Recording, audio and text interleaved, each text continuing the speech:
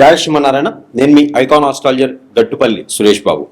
మనకి ఇప్పుడు మనము ఏ విషయం గురించి మాట్లాడడానికి వచ్చాము అంటే కనుక ద్వాదశ రాశుల వారి గురించి మనం ప్రస్తావన చేయడానికి వచ్చాం. దాంట్లో ముఖ్యంగా ఇటీవల మారినటువంటి గ్రహస్థితిని ఒకసారి గమనించినట్లయితే మొదటిగా మనకి జూలై 27వ తారీఖున వక్రగతిలోకి మారినటువంటి శని భగవానుడు ఇక్కడ మీనరాశిలో. రెండోది ఆగస్టు 12వ తారీఖున కర్కాటక రాశి ఆశ్లేష నక్షత్రం 3వ తారీఖునే 12వ తారీఖున ఆశ్లేష నక్షత్రం 3వ పాదం ఏర్పడినటువంటి సూర్యగ్రహణం.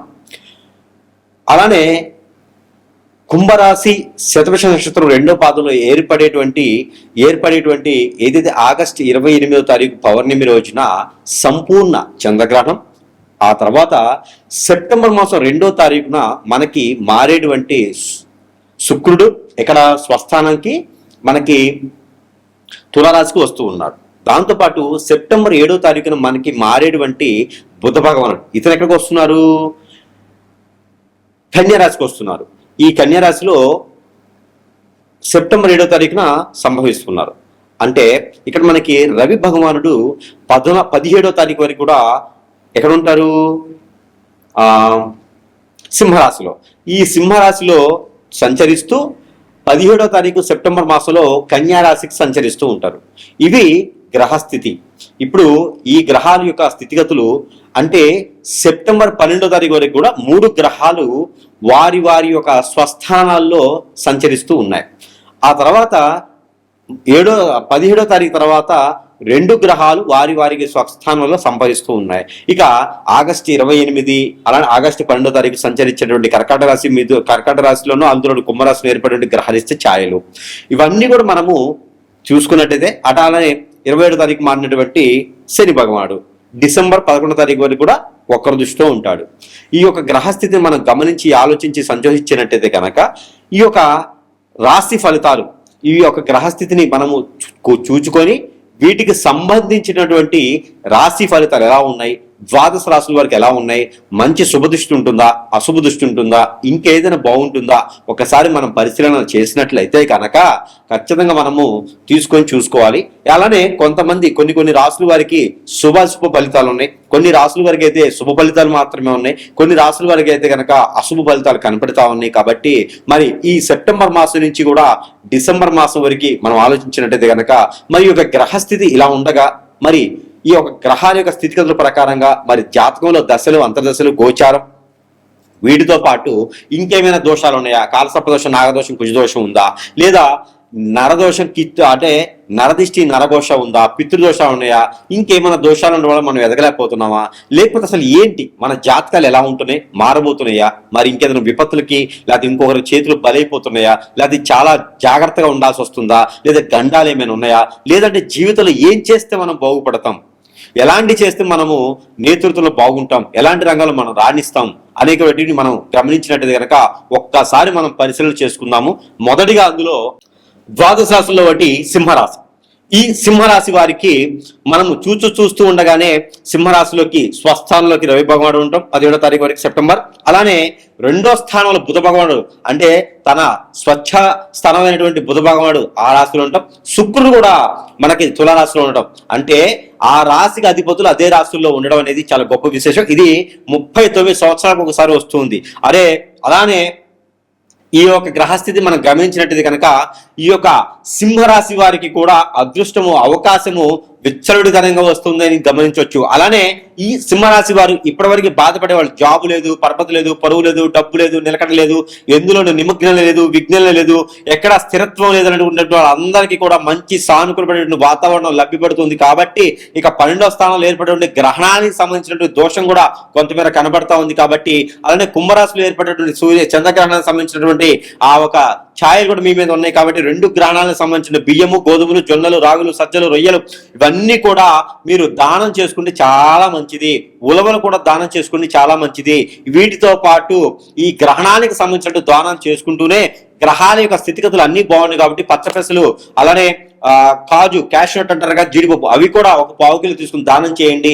మీకు అద్భుతమైనటువంటి అవకాశాలు కనబడతా ఉన్నాయి. పెళ్లి ఒక్కసారి కూడా కాని వారికి ఈ మాసంలో పెళ్లి సంబంధాలు కుదిరేలా కనబడతా ఉన్నాయి. పెళ్లి మాత్రం డిసెంబర్ లో మాత్రమే కనిపిస్తుంది. డిసెంబర్ మిస్ అయితే కనుక వచ్చేటువంటి 2027 సంవత్సరం ఫిబ్రవరి 17వ తారీఖు మాత్రమే 17వ తారీఖు తర్వాతనే మీకు పెళ్లి అయ్యే యోగ్యత కనిపిస్తుంది. కానీ ఒక్కసారి కూడా పెళ్లి కాని వారు మాత్రమే ప్రయత్నం చేయండి. ఇంకా బ్యాంకింగ్ రంగాలు కావచ్చు, ఫైనాన్స్ సెక్టర్ కావచ్చు, ఎక్స్పోర్ట్ ఇంపోర్ట్ అన్ని రంగాల్లో మ్యూచువల్స్, షేర్స్ ఇలాంటి రంగాల్లో ఇన్వెస్ట్మెంట్ చేయడం కానీ, హోటల్స్ రంగాల్లో పెట్టుబడి పెట్టడం కానీ, ఇంకేదైనా మర్చెంట్ షాప్స్, కిరాణా షాప్స్, సూపర్ మార్కెట్స్ కాకుండా పూజా సామాగ్రి షాప్స్ కానీ, ఫ్యాన్సీ షాప్స్ కానీ, 1 గ్రామ్ గోల్డ్ కానీ ఇలాంటి వాటిలో బట్టల షాప్ కానీ ఇలాంటి వాటిల్లో కనుక మీరు ఇన్వెస్ట్ చేయగలిగితే కనుక మీరు పెట్టుబడి పెట్టుకుంటే కనుక సొంత వ్యాపారాలు చేసుకోవాలి. పార్ట్నర్షిప్ అయితే కలవకూడదు.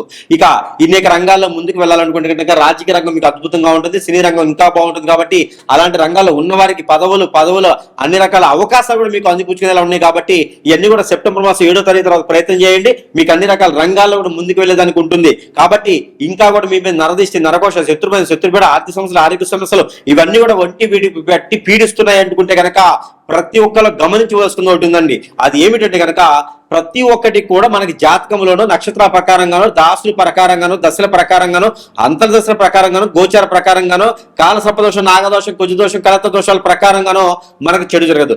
మన పైన ఎవరైనా కన్ను వేసేసి మన పైన ఏదైనా అష్టదిగ్బంధన కానీ, మన పైన ఏదైనా హిప్నాటిజం, బ్లాక్ మ్యాజిక్, వశీకరణ కానీ చేస్తే దాని వలన మనకి ఎన్నో రకాలైనటువంటి స్థాయి కాకుండా మనం అనుకున్న పనులు ముందుకెళ్లకుండా అక్కడే కోలబడి కూర్చోవాల్సి వస్తుంది. కాబట్టి అలాంటిది ఏమైనా మనకు ఉన్నాయేమో, దాని వలన మీకు ఎన్నో రకాల సమస్యలు ఉంటాయి. దాని వలన ఏమవుతుందంటే కనుక ఆకలి అవ్వదు, నిద్ర పట్టదు, ఆందోళన, చికాకు, ముందుకు వెళ్ళదు, మనకన్నా దారిద్ర్యం ముందుకెళ్తుండేది, ఒక పనిలో నిమగ్నంగా ఉండరు, అన్ని రకాల సమస్యలు వస్తూ ఉంటాయి, ముఖం ఫేస్ కళగా కూడా ఉండదు. కాబట్టి అలాంటి ఏమైనా ఉంది అంటే కనుక ఖచ్చితంగా సురేష్ గారిని సంప్రదిస్తే మీకున్నటువంటి సమస్య పరిష్కార మార్గం చూపించబడుతుంది. అప్పుడు జాతక ప్రకారంగా మనం ముందుకు వెళ్ళగలుగుతాం, వెనక్కి రాగలుగుతాం, అన్ని రకాలుగా మనం సాధించగలుగుతాం, సంపాదించుకోగలుగుతాం. కాబట్టి ఈ యొక్క సింహరాశి వారు ఆలోచించండి, గమనించండి. అలానే ఏమైనా అనిపిస్తుందంటే మాత్రం ఖచ్చితంగా సంప్రదించండి. అప్పటి వరకు ఉపశమనం కోసం అయితే మాత్రం ఖచ్చితంగా ఈ పరిహారం అయితే చేసుకోండి. అలానే మనకి ఈ రాశి వారు గనక ఈ ఒక చిన్న పరిహారం చేసుకున్నట్టయితే గనక గ్రహణాల దోషాలు, గ్రహస్థితి దోషాలు, ప్రకృతి దోషాలు అన్ని కూడా ఒక మేర ఉపశమనం అయితే మాత్రం ఖచ్చితంగా లభ్యపడతాయండి. అంటే ఏం దానం చేయాలంటే కనుక, ఎలాంటి పరిహారాలు కావాలంటే కనుక మనం గ్రహించాలి. ఈ రాశి వారు గోధుమలు, జొన్నలు, రాగులు, కందులు, సజ్జలు, బియ్యము, ఉలవలు ఇవన్నీ కూడా ఒక్కొక్కటి వస్తువు, దీంతోపాటు నల్ల మినుములు, నల్ల నువ్వులు, పచ్చ పెసలు, బ్రౌన్ శనగలు ఇవన్నీ కూడా ఒక్కొక్క వస్తువు ఒక్కొక్క 1/4 కిలో చొప్పున తీసుకొని, ఒక కొబ్బరికాయ తీసుకొని, కర్పూరం బిళ్ళలు ఒక 5 తీసుకొని ఇవన్నీ కూడా తనకి తాను దిష్టి తీసుకోవాలి. ఏ రోజైనా పర్వాలేదు. ఇవి గ్రహాలకి రెండింటికి సంబంధించింది. అందరూ చేసుకోవాల్సి ఇది తీసేసుకొని తల చుట్టూ 7 టైమ్స్, తల దగ్గర నుంచి కాలు వరకు 7 టైమ్స్ దిష్టి తీసుకొని ఎక్కడైనా పారిడి నీటిలో కానీ, పొదలగొండ చెట్లలో కానీ వేసేసేయాలి.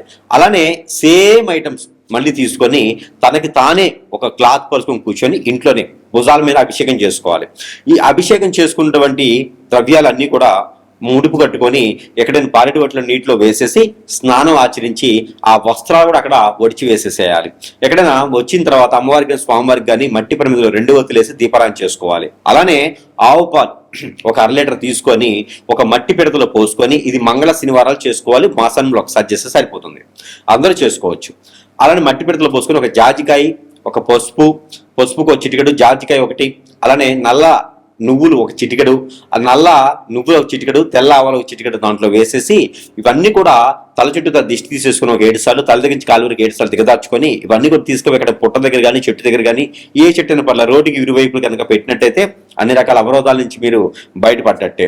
అలానే ఎవరికైనా ఒక ముగ్గురికి, పెద్దవాళ్ళకి, పేదవాళ్ళకి, అడుక్కునే వారికి, ఆడవారికి ఒక ముగ్గురికి 3 చీరలు, 3 రకాల బ్రౌజ్ పీసులు, అలానే 3 రకాల ఫ్రూట్స్ తీసుకుపోయి దానం ఇచ్చేస్తే కనుక పెళ్లిళ్ళు కాని వారికి పెళ్లిళ్ళు కూడా అయ్యేటువంటిది కనిపిస్తా ఉంది. కాబట్టి ఇలాంటి పరిహారం చేసుకోవాలి.